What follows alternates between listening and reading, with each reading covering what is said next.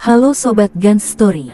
Pembahasan kali ini berdasarkan request dari Sobat Gans Lovers Toba Simalungun tentang sebuah tragedi yang melibatkan kekerasan terhadap Kristen Belanda dan disebut-sebut sebagai genosida Kristen Belanda yang terlupakan.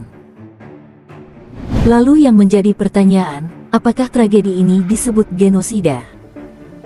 Sebelum lanjut ke pembahasan, jangan lupa like, subscribe, share, dan komen untuk mendukung channel ini supaya berkembang. Terima kasih.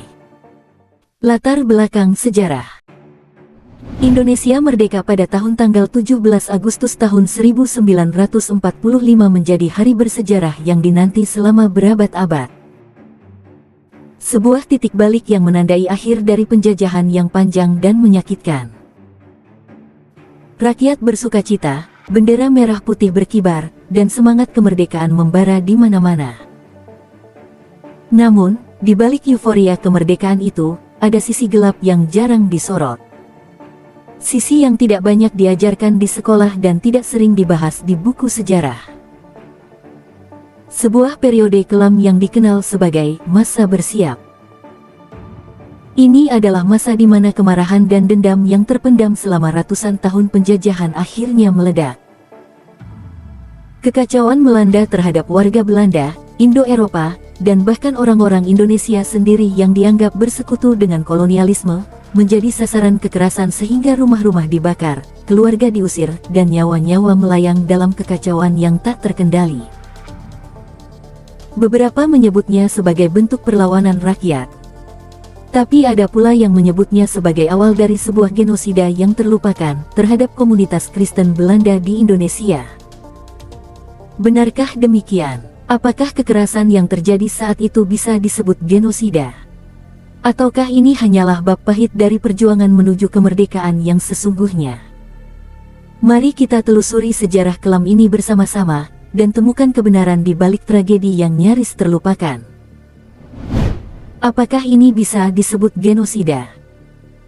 Untuk menjawab pertanyaan tersebut, kita perlu memahami dulu apa arti genosida menurut hukum internasional. Berdasarkan Konvensi PBB tentang pencegahan dan penghukuman kejahatan genosida tahun 1948, genosida didefinisikan sebagai tindakan yang dilakukan dengan maksud untuk menghancurkan, secara keseluruhan atau sebagian, suatu kelompok etnis, ras, agama, atau kebangsaan. Artinya, bukan hanya soal banyaknya korban, tapi juga soal niat yang terstruktur untuk melenyapkan suatu kelompok tertentu. Dalam konteks masa bersiap, memang benar bahwa terjadi kekerasan besar-besaran. Sehingga warga Belanda, Indo-Eropa, dan orang-orang yang dianggap pro-kolonial menjadi target kunci sasaran tersebut. Kejadian itu berujung pembantaian massal, diusir secara paksa, bahkan banyak yang hilang tanpa jejak. Inilah yang masih menjadi perdebatan besar di kalangan sejarawan dan pakar hukum internasional. Hingga hari ini, belum ada konsensus resmi, baik dari PBB, Lembaga HAM Internasional, maupun pemerintah Indonesia sendiri, yang menyatakan bahwa peristiwa tersebut adalah genosida terhadap warga Belanda atau Kristen Eropa. Namun, fakta yang sudah terjadi berdampak ratusan hingga ribuan orang menjadi korban yang tak bisa dilupakan. Rasa trauma dan kehilangan masih dirasakan oleh banyak keluarga hingga hari ini. Di sisi lain, kekerasan itu juga lahir dari sejarah panjang penderitaan rakyat Indonesia yang dijajah selama lebih dari 3 abad.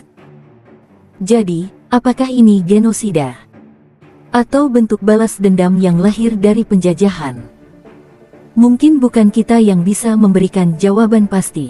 Akan tetapi, sejarah ini memang sudah nyata ada, dan layak untuk dikenang, dipelajari, dan dijadikan pelajaran bagi generasi berikutnya. Dua sisi sejarahnya. Tidak memungkiri, sejarah selalu punya dua sisi sudut pandang. Jarang ada peristiwa yang benar-benar hitam atau putih. Dan masa kekacauan setelah proklamasi kemerdekaan Indonesia pun demikian.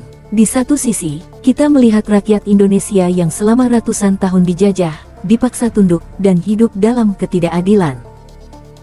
Penjajahan bukan sekadar peristiwa politik, tapi luka yang mengakar dalam kehidupan sehari-hari. Ada rasa marah, frustrasi, dan dendam yang menumpuk begitu lama. Maka ketika kesempatan dan kekuasaan kolonial mulai runtuh, emosi itu pun meledak dalam bentuk kekerasan. Namun di sisi lain, ada kenyataan pahit yang tak bisa kita abaikan, bahwa banyak dari korban kekerasan di masa bersiap adalah warga sipil. Warga Belanda, Indo-Eropa, atau orang-orang keturunan campuran yang lahir dan besar di Hindia Belanda yang mungkin tidak pernah memegang senjata, tidak pernah menjajah siapapun, ikut berdampak akibat sejarah pahit dan kelam tersebut. Mereka hanyalah keluarga biasa. Anak-anak, ibu-ibu, atau orang tua yang terseret dalam kekacauan politik dan amarah massa. Dan inilah bagian yang paling sering terlupakan, bahwa tidak semua orang Indonesia saat itu ikut dalam kekerasan. Justru banyak pula rakyat pribumi yang mempertaruhkan nyawa mereka demi menyelamatkan para warga Belanda dari amukan massa. Ada yang menyembunyikan mereka di rumah-rumah kecil di desa, ada yang pura-pura menjadi keluarga mereka agar tak diganggu, ada pula yang diam-diam menyelundupkan mereka ke tempat aman. Karena bagi mereka, kemerdekaan sejati bukanlah tentang balas dendam, tapi tentang membebaskan diri dari rantai kebencian. Tentang menjadi bangsa yang lebih beradab, lebih berperi kemanusiaan. Mereka memahami bahwa menyakiti orang tak bersalah, meskipun kita sangat terluka akibat penjajahan, bukanlah jawaban yang tepat untuk berbalas dendam. Tapi disinilah pentingnya kita mengangkat kembali narasi yang tersembunyi. Cerita-cerita seperti ini memang jarang masuk ke buku pelajaran sejarah. Agar kita melihat sejarah bukan hanya dari satu sudut pandang, tapi dengan hati yang lebih luas dan bijak. Jadi, bagaimana menurut kalian? Apakah tragedi ini disebut genosida terhadap Belanda? Atau sebaliknya? Tulis pendapat kalian di kolom komentar, dan jangan lupa like, share, dan subscribe agar kita bisa terus membahas sejarah dunia yang jarang diketahui. Sampai jumpa di video berikutnya. Terima kasih telah menonton.